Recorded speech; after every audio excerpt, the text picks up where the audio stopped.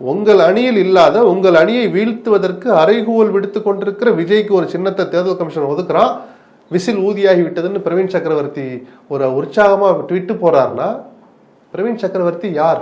காங்கிரஸினுடைய number 1 துரோகின்னு தான் நான் சொல்லுவேன். அதை விட ஒரு கட்சி விரோதம் ஒன்று உண்டா? அவருக்கு விசில் கொடுத்தா நீங்க ஏன் சார் ஊதுறீங்க?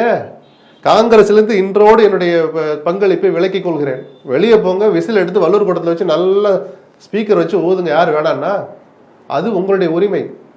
காங்கிரஸ்ல இருந்துகிட்டு அந்த காங்கிரஸ் அங்கம் வகிக்கிற கூட்டணியை நான் வீட்டுக்கு அனுப்புவேன்னு சொல்ற விஜயனுடைய சின்னத்தை நீங்க தூக்கி வச்சு ஆடுனீங்கன்னா நீங்க யாரு? கேள்வி வரும்ல. இந்த செல்மிஷத்தை தான் நான் அழிச்சாட்டேன்னு சொன்னேன். அதனாலதான் முதலமைச்சரும் கோபத்துக்கு ஆளானதா கேள்விப்பட்டேன். நியாயமான கோபம் அது இல்லை. இப்ப திமுக பக்கம் வந்து ஒரு கட்சி போகுது அப்படிங்கிறப்ப ஒரு அவங்களுக்கு என்ன இருந்தாலும் தனித்து நின்ற ஒரு 4 விழுக்காடு அப்படிங்கிற ஒரு பரவலாக இருந்தது.